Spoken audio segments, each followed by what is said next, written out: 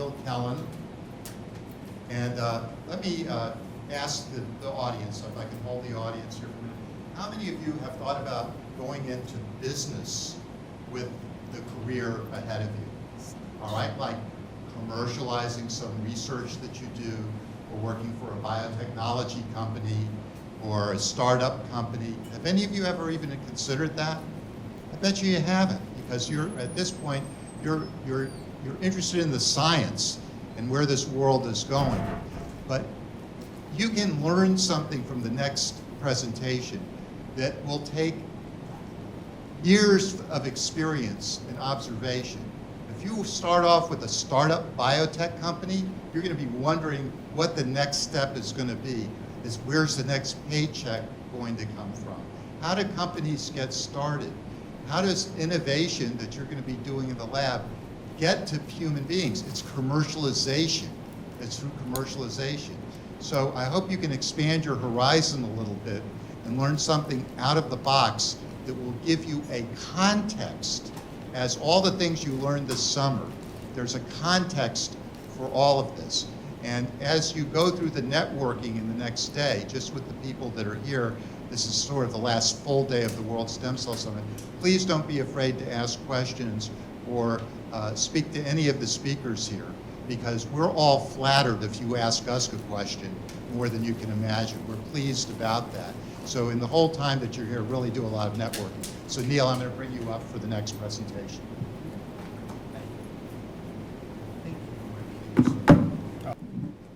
As Bernie mentioned, I work with Dr. Andrews in Cellbridge Strategies. She's the science and commercialization expert. I'm sort of the business expert. And there's a fair amount of overlap between what Dr. Andrews presented and what I'm going to present. And if I were to put it in real simple terms, Bernie talks about, well, if you're looking to start up a business, think, what have you thought about? Dr. Andrews talked about a lot of money, and there is a boatload of money sitting there. The theme of this is, how do I get a piece of that? I mean, I know that's being a little flip, but it's not too far off.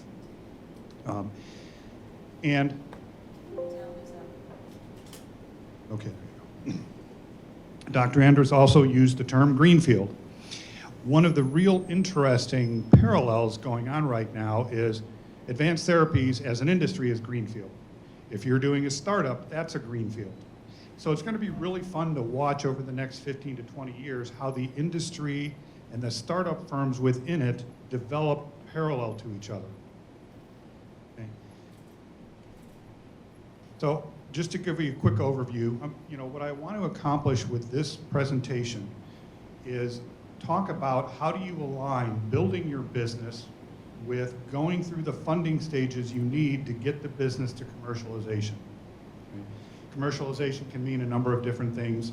One of the primary ones is when people start up companies is they're looking for an exit. They're looking for somebody to buy them out so they can go buy an island and relax for the rest of their life. One of the ways that I found that's the best way to do it is something called the Bell-Mason diagnostic. And we're going to talk about that in detail. Then I'll give you a quick overview of my view on the state of funding as it is today. And it's going to be pretty high level, but it'll set the stage for combining the two. Then I'll go into a deep dive on Bell-Mason, which I call the playbook, and then we'll put it all together. Okay. My background is primarily on the business side. I've done a lot of fundraising. I've worked in the startup world as a CFO for over 20 years. I've done all levels of funding from high net worth individuals and C to A, B, and C. I've done bridge loans, convertible notes. I've worked for small companies. I've worked in many different industries and across many functions. So I got a pretty broad range of experience to pull from. As I mentioned, this is greenfield for both startups and industries. And what's fun about it, if you've ever been in the startup world, I don't know if any of you have, even if you've done a summer internship, has anybody done startup world? It's a roller coaster. It is a freaking roller coaster. You are, like for example, I'm working with a company right now, and the company has a device that's very good at saving lives. It's an automated proning therapy system. And we can hear in one weekend that There was a patient that the doctor said discontinue care, they're not going to survive. Our CEO went in and said, no, put them on this system for 3 days, 4 days, you will see an improvement. A month later, that patient is home with her family. You can go through stuff like that, and then, one day you're looking at your bank account and you're like, okay, I've got about 3 weeks worth of operating funds left. So you have the roller coaster. But there's two general approaches to starting a business. So if you've got an idea and you think you can make some money off of it, there's two general approaches if you're coming into a startup. You can either develop technology and license it, or you can build a business. I'm not going to talk about licensing today, I'm just going to talk about building a business. When you're doing this and you're in a green field, there's no roads, there's no electricity, there's no water, there's no directions. You're on your own for the most part. You're sitting there saying, man, I wish there were a playbook I could follow. Well, there actually is, and I mentioned it already. It's the Bell-Mason diagnostic. It was developed by a man by the name of Gordon Bell, highly respected, lots of scientific accolades all over the place. I won't go into the detail, but it gives you an idea of the credibility behind this approach. Okay. Now, in summary, it's a tool for helping evaluate the probability of success of a startup. From that, you can infer what are the things you should be doing as you're developing. Okay?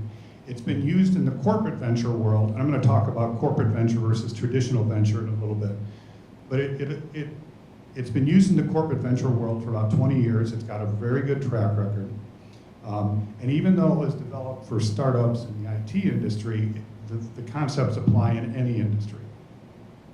Okay? The main thesis behind Bell-Mason is that whatever stage you're in as a startup, and as a startup there's roughly 4 stages, and we're going to get into some detail on that. You have your concept stage, your seed stage, product development, and market development. In each of those stages, there are certain things you're supposed to be focusing on. Okay? So the Bell-Mason diagnostic identifies 12 activities. So if you think of it this way, you've got your 4 stages on the horizontal axis, and you've got your activities on the vertical. You are given 100 effort points to allocate. How are you going to allocate them amongst those activities? The Bell-Mason diagnostic helps you do that. Okay. Before I do a deep dive into Bell-Mason, I want to now layer on top of this the funding environment, because it's important to understand the funding environment. I have an anecdote I'll share with you in a little bit that highlights this. Your primary sources of funding, and anybody who started a business knows this. First thing you do is you go to your savings and your credit cards. Then you go to what are called the 3 F's: family, friends, and fools. Get them to give you some money. Okay? By that time, you're starting to develop a product and you're going to need more money. Now, frequently nowadays, you go to angel funding. It was a little different back when I started as a CFO in venture world. Angels weren't very prominent. But anyway, now you can get money from angels and family offices. What is an angel? I will get to that in a moment. Then you have the more traditional corporate investment, whether it's traditional VCs like Arch, Sequoia, NEA, a number of others all over the country, or it's divisions of large companies like Pfizer or Baxter. They have arms where they give them money. Dr. Andrews mentioned the billions that they've gained over COVID. They're now putting it in investment funds. So those are 2 of the sort of corporate or professional passive investment. During each of those first 2 phases, you don't get a lot of scrutiny. The playbook doesn't help you a whole lot there. But once you get into angel office money and family office, it's a little more professional. Their expectations are a little higher. The playbook starts to help you develop some of those disciplines to allow you to focus on where you need to place the effort. Once you get to the more professional investments like corporate VC and traditional VCs, the playbook becomes very helpful for a number of reasons that we'll go into. Brief review of angels and family offices. Angel networks are basically a network of high net worth individuals who put money into a fund, and they give it to a manager, and the manager invests it in startup companies. Now, when I started about 20 years ago in startup land, angel investors really weren't even in the picture very much. You might get 50 or 100,000 out of them, and that's good for concept stage, but it doesn't go much further. That's changed in the last 5 years or so. They're highly networked, they're very professional, they have automated tools for applying for money and evaluating. So they're actually starting to almost become traditional, what is right now considered traditional VC. Okay. The other thing to know about angel investors is frequently they balance off return on investment with impact. What good is my money doing for humanity? Okay. So when you're talking to angel investors, you can't just talk about, well, this is going to make you oodles of money. You also need to tell them you're going to be saving lives. Like, you know, the story I just told about the doctor said discontinue, you're not going to save them, and a month later she's back home with her family. So it's important for angels. Now family offices, again, when I was starting 20 years ago or so, they were not even in the picture. Angels were a little bit, but you almost never heard of a family office doing investments in startups. That is also changing. They're getting into startups too, and they're doing it very similar to the way angels do.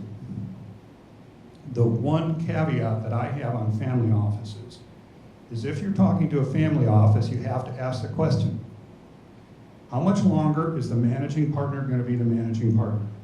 Because when the generational change occurs and when the family generation passes it off to the next one, if the next one doesn't have the same values, they may not want to invest in you. If the form of that investment is equity, it's still a trouble, but it's not a big, huge problem. If the form of that investment is debt, you're in big trouble because. What exactly is a family office? Okay, a good example is where I live in the San Antonio area. There is one very famous entrepreneur who, over a series of 10 or 20 years, developed a very large, very successful company, made billions of dollars on an exit. They put that money in an investment fund. That's called a family office. So generally family offices are generational wealth or wealth accrued through major successes. Okay? And it's called a family office because it's wealth from a particular family or a small group of families.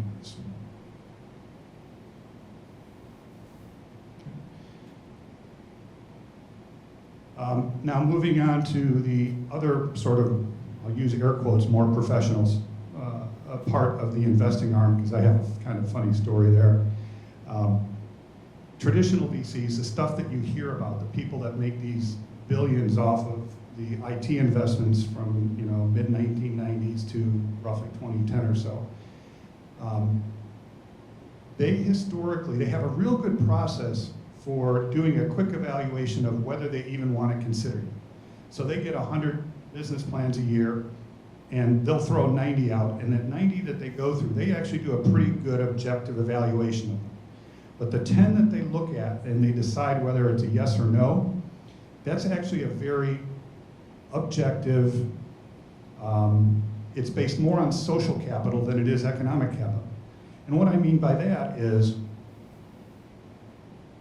the venture community is fairly tight-knit. I invest in your company, you invest in my company. And this is a true story.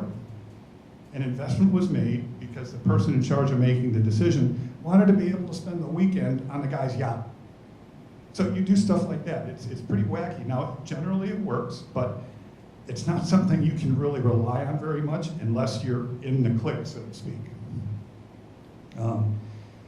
Now, that is beginning to change, and there's reasons for that. We'll talk about that in a bit. But the corporate VC has actually always been very professional, because most of the time these corporate VCs are part of public companies, and they have a lot more scrutiny that they have to deal with, so they've got to be very good at how they manage their investments. Okay? They're more rational, they're more objective, and while traditional VCs are looking for the home runs, the corporate VC, they're perfectly happy with single, doubles, triples, and occasional home That's how they get their return. So when you keep that in mind, when you're looking at what your product is, or what therapy you're going after, and what the potential is. Okay, what does all this mean? Traditional VC hasn't changed much. They've done some automation, but they're still mostly making decisions on social capital. That means with all of the capital that is available, all the dry powder that Dr. Andrews referenced, there's opportunity elsewhere. Okay? Now, I'll talk about it again, I'll draw these themes together, but advanced therapies aligns very well with corporate venture. Let's see, what else? Oh, when I was talking about understanding your investor, one of the first companies I was working with, I was at a board meeting, and you had two investors. They were two of the big investors, and they were arguing pretty vociferously. One of them wanted pedal to the metal, put your money out there, get it deployed, get market share. The other one was saying, no, slow down, focus on getting to cash flow break even first. And at the time, I didn't understand why, but I thought it was a very interesting dichotomy. I went back and I did a little research. It turns out the company that wanted to go pedal to metal, the fund that they were using to invest was in its first year of a 7-year cycle. The other company was in the 5th year of a 7-year cycle. So they didn't have the long term to look to. They had to get out of that investment in 2 years, and they needed to get something for it. So understanding not just who you're getting your money from, but what is the life cycle of their investment is important. Neil, can you explain what the funding is as far as how many years, what the fund is, and when that expires, and the structure of that? Okay. When you're a venture capital firm, and I'll use Arch for example, I've worked with them, they have a number of different funds, and each fund has an investment hypothesis. Arch Venture is actually trying to transition from being an IT-based VC to a life sciences-based VC. So their thesis for one of their funds may be, we want to invest in advanced therapies specifically for blood-borne diseases. Okay? So they will go to limited partners, high net worth individuals, and ask them to put money into a fund. That fund, they'll generally say, okay, in 7 years, we will be closing the fund out. Some of the companies that are still in there, we may roll into another fund, but for the most part, you'll have your money back in 7 years, plus your return. So that's when I say individual funds, that's what I mean. So a VC firm can have many multiple funds, or it can have 1 or 2 funds. Yeah. So what does this mean if you're starting a business and you want funding? You gotta pay very close attention to who you're getting money from and what are their motivations.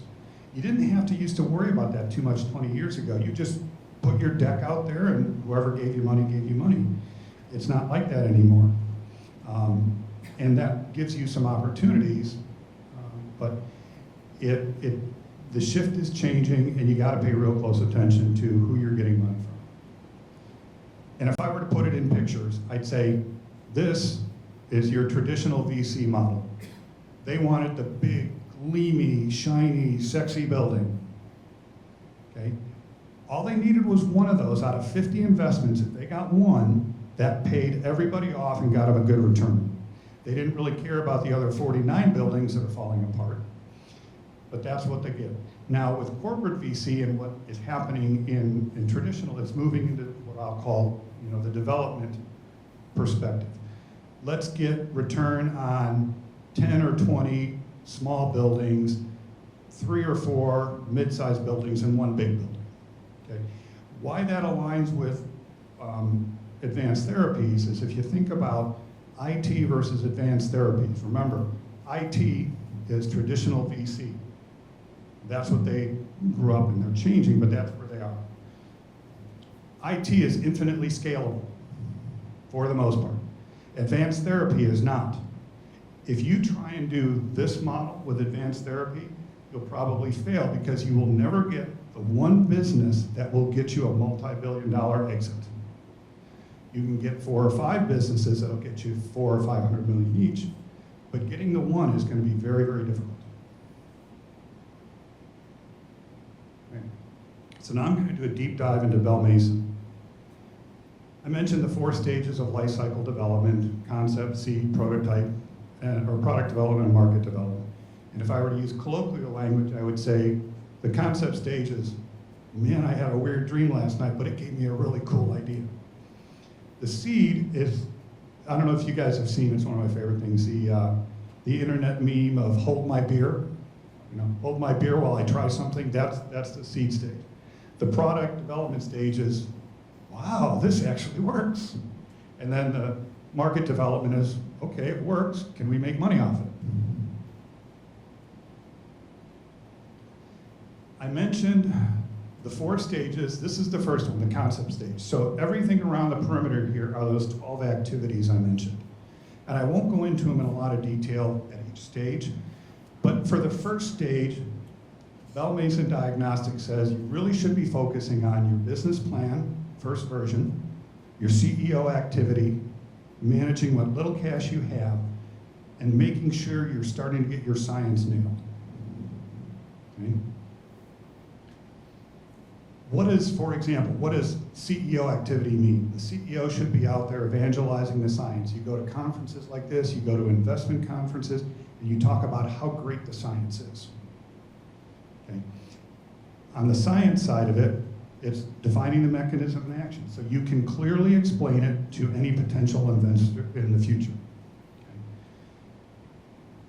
The next stage is the seed stage, and you build on what you've done. So on the first stage, you're focusing here. As you've noticed, you've expanded a little bit out here on reimbursement and FDA. And what that means is you better start talking to a reimbursement consultant, because if you can't get a reimbursement code, you're not going to be able to sell what you've built. What exactly is reimbursement? Will the insurance pay for it? And if you can't get an insurance code and it gets submitted, the insurance company says, I don't have a code to put this under, we can't pay you. So that's really, really, really important.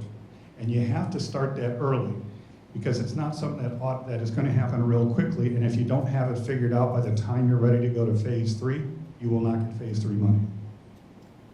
So you really need to start that about phase 1, 2. Yes, in this, what I'm calling seed stage. You also need to start looking at your manufacturing. Not in great detail, but you got to define your process engineering, a couple other things. Dr. Andrews talked about CDMOs, and I have a subtle point to add to that. Start talking to CDMOs. Can they make your therapy? Can they do that? Now you go to the product development stage. You build on the prior 2 stages. I'll talk a little bit about these 2. On manufacturing, your supply chain, there will be plenty of capacity. The question is, will it be the capacity you selected? Because so much money has been put into capacity, there will be a shakeout at some point in the future. Whenever you have rapid growth in an industry, it's followed by a shakeout. Will the company you've hitched your wagon to still be around when you need them? That's going to be a very important consideration. On the partnerability side, you need to look at your science and the potential target market and say, are there other big companies that might acquire me that would like this? Does it match their current science and their current customer segments? Does it fit their portfolio now, or is it something that they've said they want to do? If it's either of those 2, you start trying to partner with them. We'll talk a little bit more about that in a second. The last stage is market development, where you start to flesh out the rest of your company. On the partnerability side, I mentioned you need to start aligning yourself with companies that might acquire you. How do you do that? You put somebody on your board that golfs with the CEO of Big Acme Pharma, so that you have a connection, so that you can get your company the attention of somebody in that company. There's other things you may do along the way in this stage. You're going to add more clinical staff. You're going to go back and you're going to validate your supply chain, because again, once you get started on this, do you know what it's like to go back to the FDA saying, we're changing our manufacturing or our manufacturing process? No, don't want to do that. Okay, so I'll quickly wrap up here because we're almost out of time. What is the value of the Bell Mason? The nature of advanced therapies aligns with Bell Mason in that advanced therapies is going to require very specific management areas as you're developing as a startup. In addition to allowing the company to succeed, it also aligns with the way corporate investors look at things. So if you're talking to somebody from a venture arm in a company and you say, yeah, well, we're at the seed stage and I'm focusing on this, or we're at the product development stage and I'm really focusing on this, they're going to go, we think the same way. This is company we might want to look at. While I listed out a bunch of actions that I'm calling plays from the playbook, they're not necessarily restricted to that specific stage. Some may move up, some may move back. But what really is important is the execution of those plays. And that almost goes without saying, but once you've started that action, you've got to focus on it, stay it through, so that when you're starting to vet a CRO, so that when you're ready to go to phase 1 or phase 2 or phase 3, you know the CRO is going to be able to do what you need.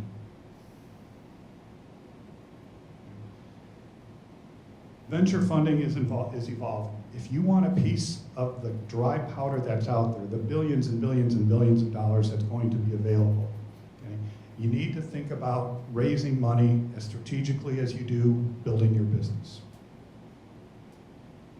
Studies have shown that companies that focus on very specific activities during their growth stage will be successful. If you don't, you won't. The last thing I want to call is, I'll say this a lot because I think it's really important. A lot of people want to get that big, huge win. Okay? When you start a company, even if you sell it for $1 billion, by the time it gets to that, your stake in that isn't all that big. Now, it's a little bit flip to say you're only going to get 60 million out of it, but it's not like you're going to get the whole billion.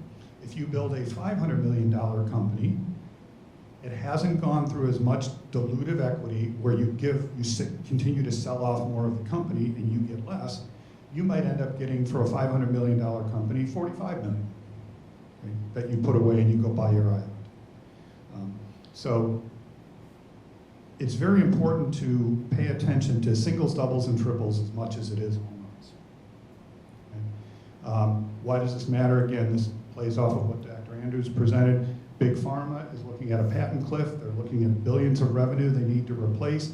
They're looking to advanced therapies. If you've got an advanced therapy solution and you follow the Bell Mason diagnostic, you have a high probability of getting funding from corporate VC, which will lead to a good exit because what you're doing aligns with what they're looking for.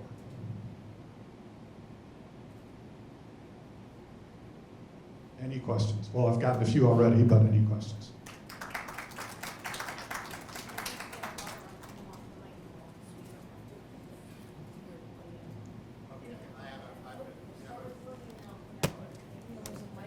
I want you to know, when I started my education in college, I only wish I had heard this, because this is a context that's so alien to young scholars, and some of you are, to me, are very young scholars.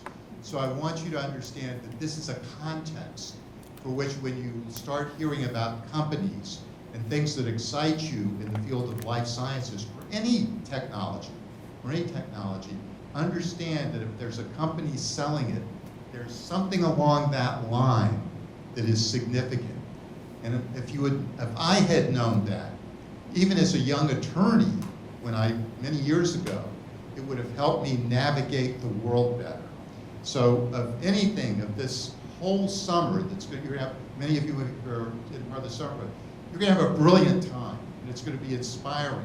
But this is a lecture that you just heard, and Dr. Andrews as well, is a takeaway that otherwise other students at your level have not heard anything about and simply do not have a clue.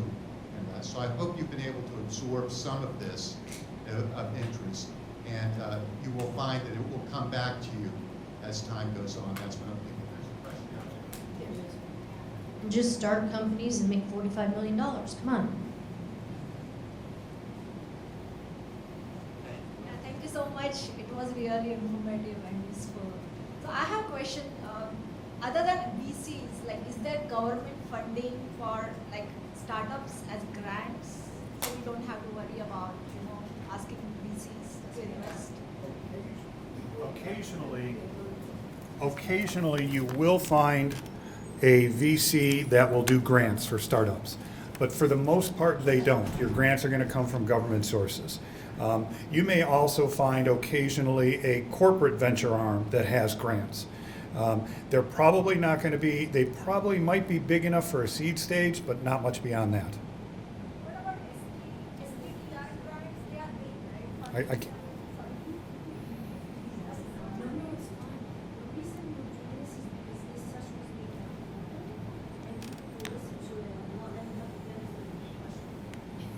What about STTR grants? Because they have big funding for clinical, for example, phase 1 trials.